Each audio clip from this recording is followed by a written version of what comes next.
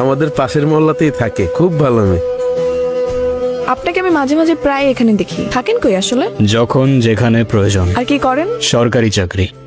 Noor, this is Sabir and সারা। তোমাদের গ্রুপটা খুব সিক্রেটলি ফর্ম করা হয়েছে। কি হইছে আফরিন, কাঁদতেছো কেন তুমি? কে ভাঙছে এইসব? টাকা কই? আজকে না তোর টাকা দেওয়ার কথা ছিল তোর? আপনি যে টাকাটা দাবি করছেন আমি ওটা ম্যানেজ করতে পারিনি। আমি 5,000 টাকা ম্যানেজ করতে পারছি, এটা একটু রাখেন আপনি প্লিজ, আমি আর দিতে পারবো না। বাকি 45,000 টাকা কালকের ভিতরে দিবি। কালকের ভিতরে টাকা না দিলে ভাইঙ্গা দিমু। তুমি চাইলে অন্যভাবেও পরিশোধ করতে পারো। তুই আমারে মারলি? এইসব ভাঙ। আমি এখন কি করব বলেন তো?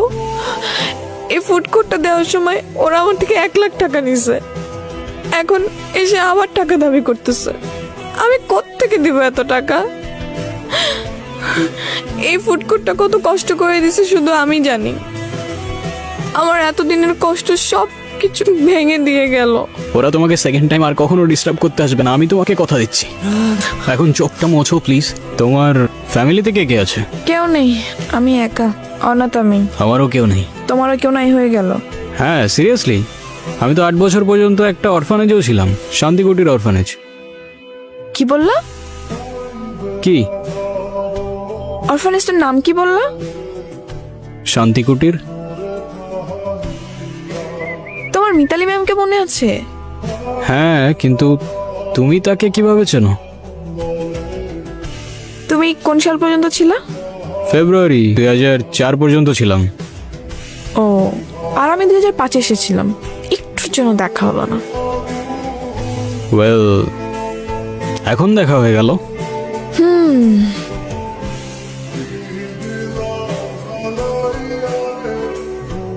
একটা কথা বলি, তোমাকে দেখলে আমার কেন জানি ধোঁয়াশা ধোঁয়াশা মনে হয়। কেন বলো তো?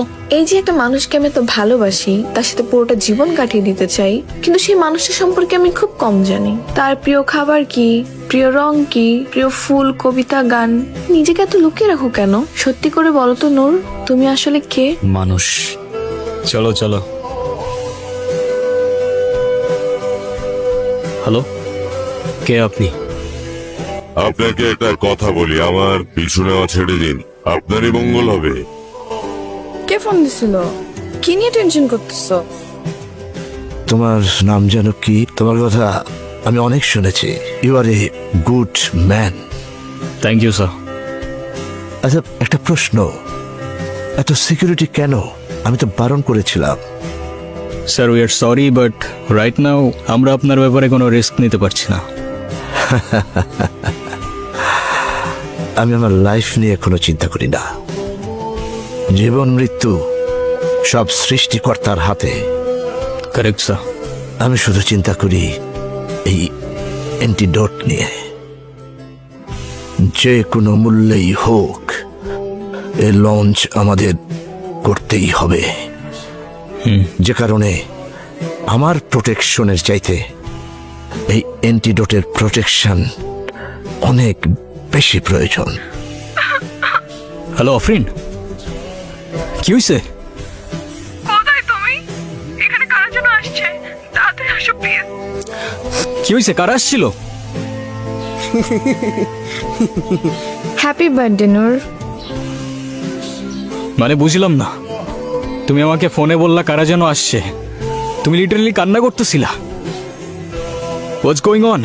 আরে তোমার এমনি করে ডাকলে তো তুমি কখনোই আসতে না, তাই আমি আর আফরিন আপু প্ল্যান করছি তোমার সাথে একটা প্র্যাঙ্ক করার। Seriously? Are you crazy or what? তোর মাথায় কি কমন সেন্স নাই? প্র্যাঙ্ক করতে আসছে। ওর কোনো দোষ নেই, প্ল্যানটা আমার ছিল।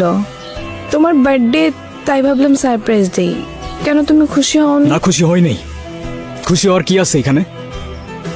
আর সারপ্রাইজ দিতে কে বলছিল তোমাকে? আমি বলছিলাম? এটা তো বলতে হয় না। I thought it's your birthday. So what, it's my birthday, I don't care. আর আমার বার্থডে তো তোমার কি? আই এম সরি, আমি আসলে বুঝতে পারিনি যে। Then don't say sorry. যেটা বুঝতে পারো না ওটা করতে যাও না। আর তুই, তোর আমার চোখের সামনে যেন আর না দেখি।